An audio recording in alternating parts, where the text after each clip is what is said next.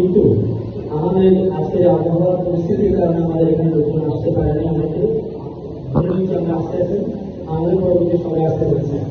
আমি আমার এখানে যেহেতু আমাদের এই মসজিদের জন্য আমাদের আজকের প্রধান মেহমান, আমাদের সবার আকর্ষণ জনাব মাওলানা আল্লামা হাসান রাজা মাতাজুল আলী হুজুর সাহেব আমাদের মাঝে উপস্থিত হয়েছেন।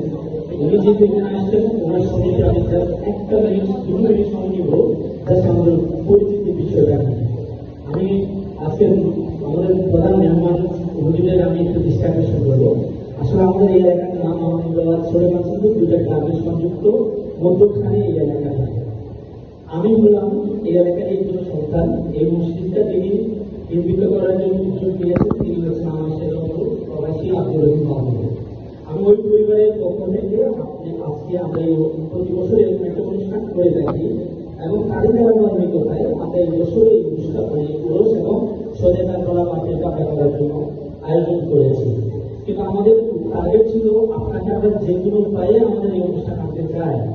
আলহামদুলিল্লাহ, আমরা জুড়ে বলে আলহামদুলিল্লাহ আমাদের হরিণ মহোদয় আমাদের সামনে আজকে আসছেন। আমার একটা ব্যক্তিগত প্রত্যাশা ছিল, আমি পেশায় কাটারি করতেন, আমি ঢাকায় থাকি, আপনার বক্তব্যগুলো আমি ইউটিউবে দেখি।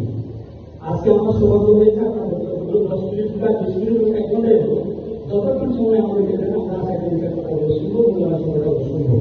কিন্তু কথাগুলো বলার আগে আরেকটি বিষয় আপনাকে আমি অবহিত করছি। আপনি যে জায়গাতে আসছেন এটা হচ্ছে সমগ্র জমির শেষ প্রান্ত। এই পশ্চিমবঙ্গের এই বিশাল চন্দ্রনাথ পাহাড়, এই পাহাড়টা পশ্চিম পূর্ব পাশে হচ্ছে আমাদের সীতাকুণ্ড জাতীয় মহাসড়ক। তার মানে এখান থেকে প্রায় 30-35 কিলোমিটার পশ্চিমে পুরো অঞ্চলটা পাহাড় পুরো বিস্তৃত। আমাদের এই এলাকায় যে অঞ্চলের মানুষগুলো রয়েছে, এই মানুষগুলোর মানবিক কল্যাণের ধর্মীয় অনুভূতি আনার জন্য মানুষের ইবাদত এবং এই এলাকার জন্য মসজিদ নেয়। সেই জন্য আমাদের আলেমুলও ছিলেন, উনিও একটা বিপ্লবের সময় ছিলেন। তো আমাদের পরিবার থেকে আমরা একটা মনে করছিলাম আমাদের এখানে একটা মসজিদ করা জরুরি। আমরা ব্যক্তিগত একটা সবাই থেকে উদ্যোগ নিয়েছি।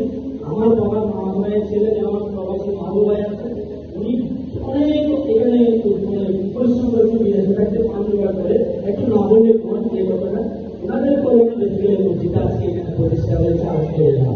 তো এখানে যে 300 থেকে 350 পরিবার আছে, পাহাড় অঞ্চলে বসবাস করছে, এই মানুষগুলো আসলে দীর্ঘদিন তাদের নামাজ কালাম করতে হতে যাবে এখান থেকে 1 কিলোমিটার দূরে। সুতরাং তাদের জন্য এটা একটা নিয়ামত হিসেবে আসছে।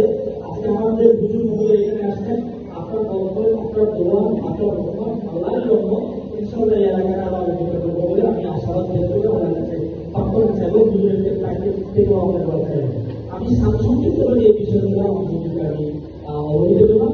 বাকিগুলো আপনারা মূল্যবান বক্তব্য শুনবেন। আমি কোনো ধর্মীয় শিক্ষায় শিক্ষিত না, আমি একজন ইংরেজি শিক্ষায় শিক্ষিত। আমিও আছি অতি আগ্রহের